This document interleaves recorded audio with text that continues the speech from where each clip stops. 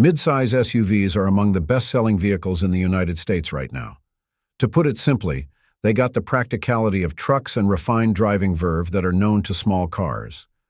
But do you know which midsize SUVs are the segment leaders for this year alone? Hello everyone, this is Ted from CarlandTV. Hop in the front seat as today, I will be showcasing the best midsize SUVs for 2024. Like my other videos, I just didn't put random SUV models here.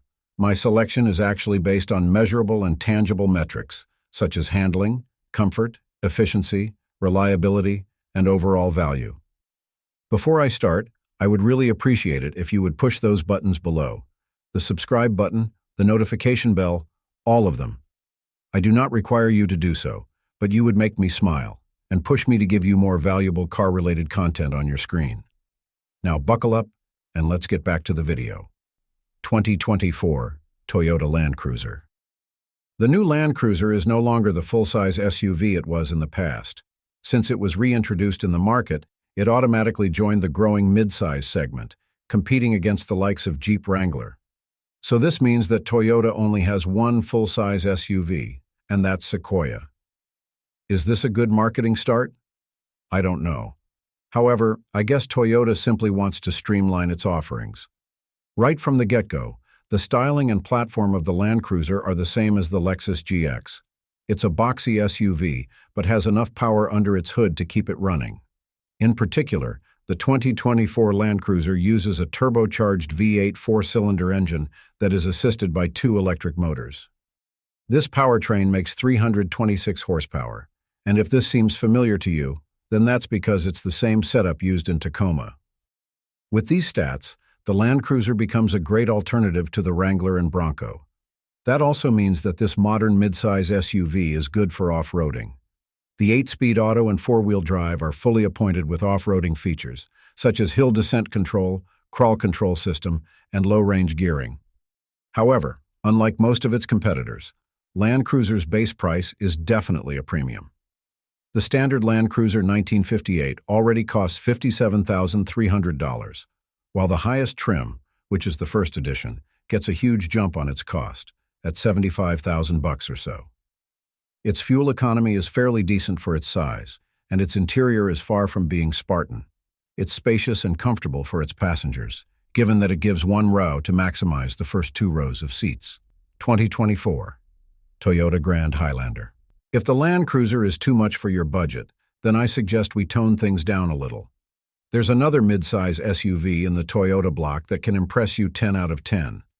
Of course, I am talking about the Grand Highlander. The latest version of the Grand Highlander starts at $44,400 and goes up to $54,000 for its platinum trim.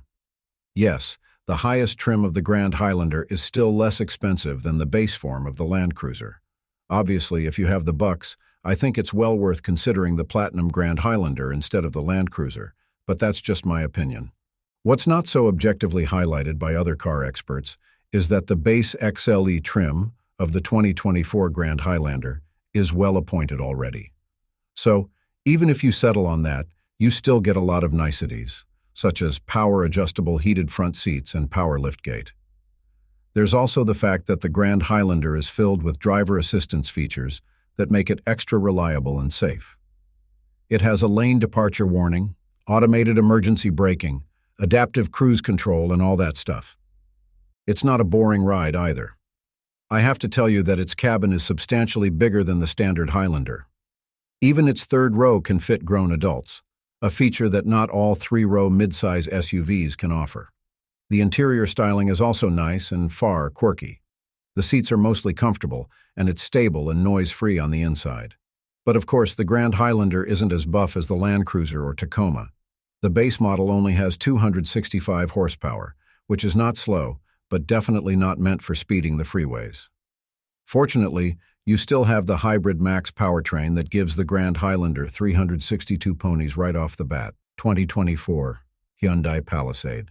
One thing I am sure of is that the Hyundai Palisade should be among the top 5 best midsize SUVs in 2024.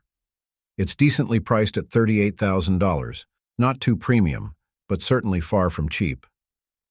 The plethora of standard features in Palisade is truly impressive, which is not surprising considering that it has underpinnings similar to those of Kia Telluride, which I'm going to talk about in a short while. What I can say is that the Palisade blends value and utility properly, and has a sense of luxury that most of its rivals can't match. The entire lineup is powered by a refined, well-tuned 3.8-liter V6 engine that outputs 291 horsepower. It's then mated with an 8-speed automatic transmission that feeds its front wheels. Otherwise, you can simply get its all-wheel drive.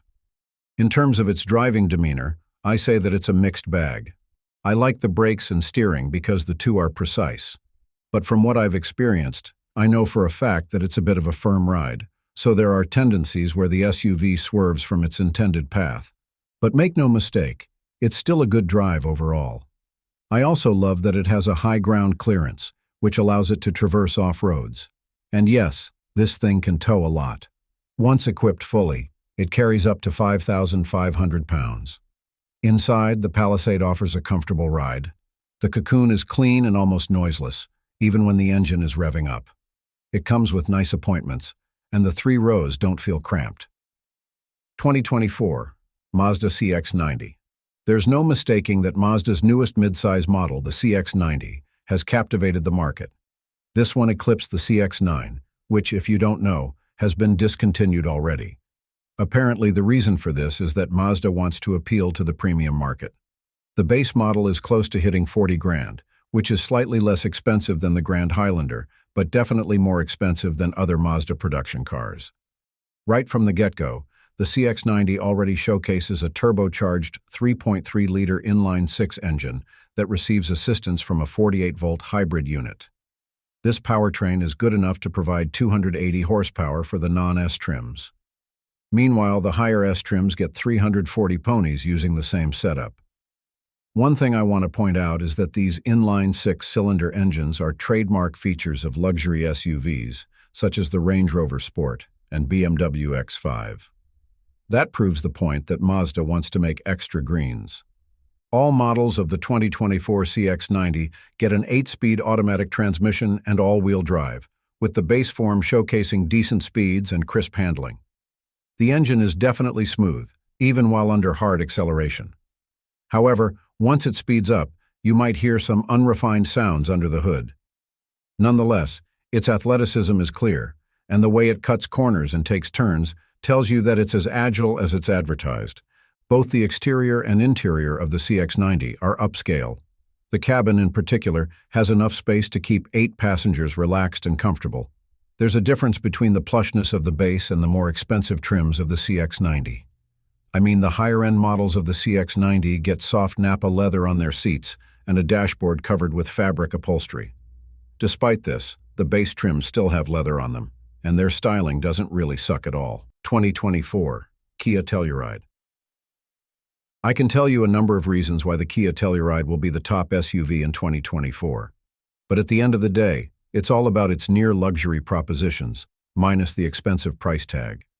Even the base model, which is about $37,000, is already equipped properly. And the higher you ascend to its trim, the more goodies you can get from its packages. One of the things you'll love about the Telluride is its spacious interior.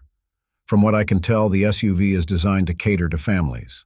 I mean, it has commodious 3-row seats, and even the 3rd row doesn't feel stiff.